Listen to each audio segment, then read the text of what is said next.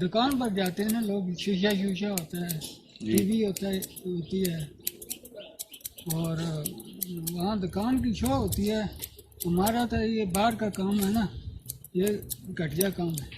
Urdu point کی videos دیکھنے کے لیے ہمارا چینل سبسکرائب کیجیے اور بیل کے آئیکن پر کلک کیجیے تاکہ آپ ہماری تمام آنے والی ویڈیوز سے باخبر رہ سکیں.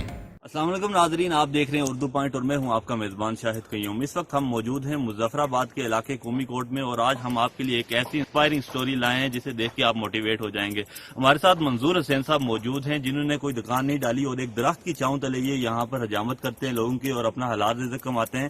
ہم ان کی کہانی انہی کی زبانی جانتے ہیں، تو آئیے شروع کرتے ہیں. السلام علیکم. وعلیکم السلام. سر آپ کیسے ہیں؟ میں ٹھیک ہے. آپ ہمارے ناظرین کو اپنی کہانی بتائیں نا کہ آپ نے کیوں دکان نہیں ڈالی. دکان اس لیے نہیں ڈالی، 300-400 روپے میرا ہوتا ہے، وہ مثلا بال بچے کا پیٹ پوجا کرتا ہوں، اور میرے پاس کچھ ہے نہیں ہے دکان بناؤں. اور کیسے آپ کی دکان گری تھی یہاں پہ، یہ ہمارے ناظرین کو زلزلے کی وجہ سے. دن میں کتنے گاہک آپ کے پاس یہاں پہ بال کٹوانے آ جاتے ہیں؟ 5-6 گاہک آتے ہیں، 7-8 کا. اور اس سے آپ کا گزارا چل جاتا ہے؟ بہت مشکل سے. آپ کی دکان میں اور دوسرے جو حجام ہوتے ہیں ان کی دکانوں میں کیا فرق ہے؟ یہ فرق ہے، ان میں وہ دکان سجی ہوئی ہوتی ہے. اور یہ دکان نہ ہونے کی وجہ سے یہ لوگ کم آتے ہیں یا کوئی اور وجہ ہے؟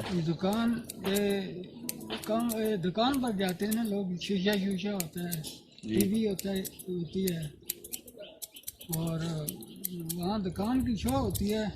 ہمارا تو یہ باہر کا کام ہے نا، یہ گھٹیا کام ہے. اچھا ہمیں یہ بتائیں کہ کھلے آسمان تلے آپ نے دکان ڈالی، یہ لوگوں کی حجامت کرتے ہیں، جب کوئی بارش وغیرہ ہوتی ہے تو آپ کا کام کیسے چلتا ہے یہاں پہ؟ یہاں بند ہوتی ہے، بس کام نہیں ہوتا تھا.